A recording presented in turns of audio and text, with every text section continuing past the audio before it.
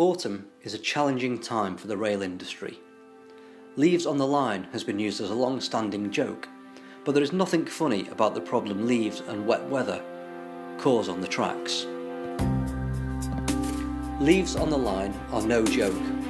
They affect the acceleration and braking of trains. Certain species of leaves, when squashed onto the railhead by wheels of trains, form a Teflon-like coating which is similar to black ice. These leaves also erode the wheels of train carriages. When wheels are damaged, the carriage has to be taken out of service and the wheel repaired before the problem becomes more serious. To keep delays and cancellations to a minimum, we're working hard to keep the tracks in the best possible condition. Our trains are fitted with sanders which treat the track as they move, and Network Rail has leaf-busting maintenance trains which blast water and sand onto the tracks to remove leaves and provide more grip for our trains. The next few weeks will be challenging, and we will have some trains out of service for maintenance work, which may result in our customers seeing fewer carriages than normal.